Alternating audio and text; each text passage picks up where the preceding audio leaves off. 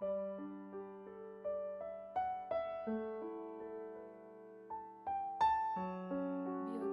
de São Francisco, Frei Thomaz de Celano, Livro 2, Capítulo 10. O pranto das senhoras em Damião e como foi sepultado com louvor e glória.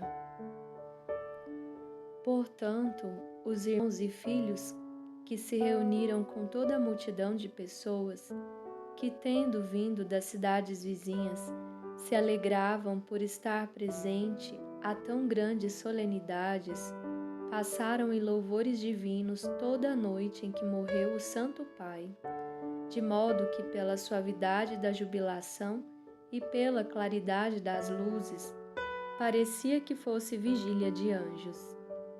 E quando amanheceu, reuniu-se a multidão da cidade de Assis com todo o clero, e tomando o sagrado corpo do lugar em que ele morrera, com hinos e louvores, tocando trombetas, levaram-no com honras à cidade.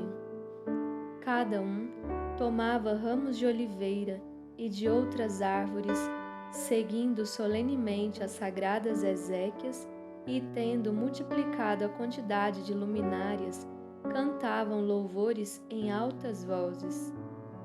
E estando os filhos a levar o pai e o rebanho a seguir o pastor, que se encaminhava rapidamente ao pastor de todos, depois que se chegou ao lugar em que ele próprio, no início, plantou a religião e ordem das santas virgens e senhoras pobres, tendo-o depositado na igreja de São Damião, na qual moravam suas referidas filhas, que ele conquistara para o Senhor, foi aberta a pequena janela pela qual as servas de Cristo costumavam, no tempo estabelecido, receber em comunhão o sacramento do corpo do Senhor.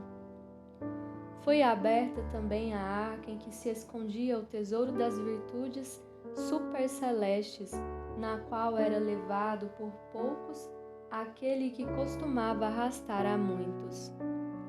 E eis que a Senhora Clara, que era verdadeiramente clara pelos méritos da santidade, primeira mãe das outras, porque foi a primeira planta desta ordem, veio com as demais filhas para ver o Pai, que já não lhes falava, nem mais voltaria a elas, mas se dirigia apressadamente a outro lugar.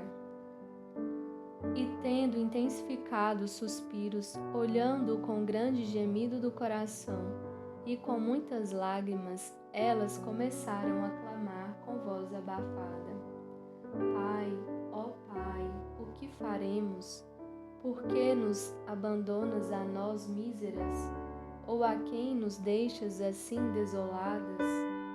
Por que não nos enviastes alegres na frente para onde vais, a nós que tu deixas aqui sofrer? O que ordena que façamos a nós, presas deste modo neste cárcere, a nós que nunca mais te dispões a visitar como de costume?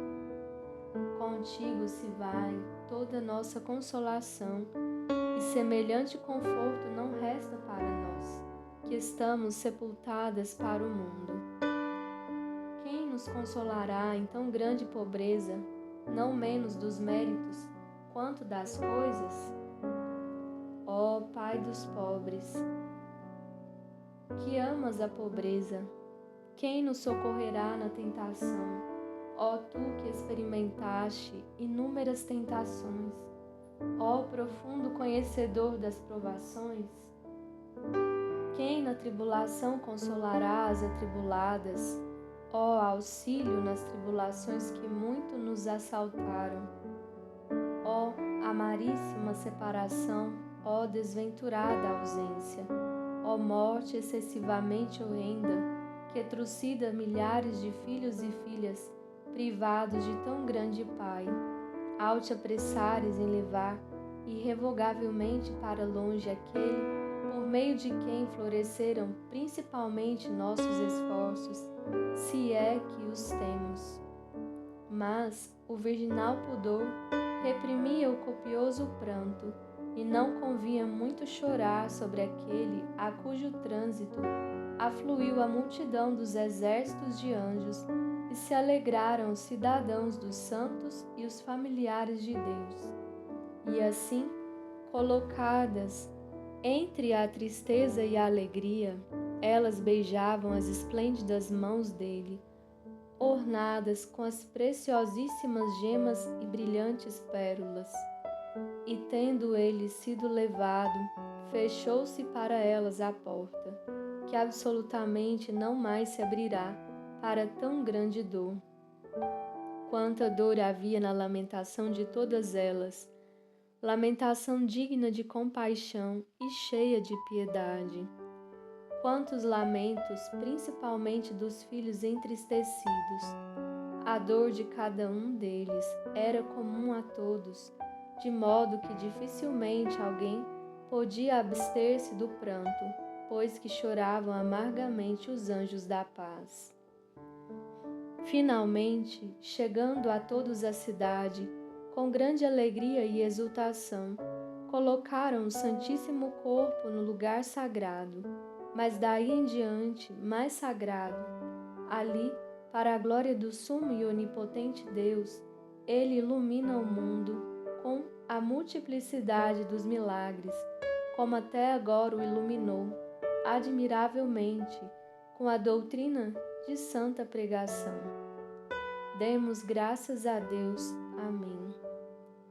Eis, ó Santíssimo e bendito Pai, que te acompanhei com devidos e dignos louvores, conquanto insuficientes, e descrevi a modo de narração os teus feitos.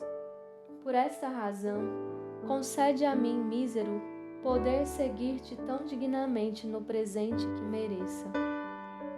Por misericórdia, seguir-te no futuro. Recorda-te, ó piedoso Pai, dos pobres filhos, depois de ti, único e singular consolo deles, mal lhes resta alguma consolação.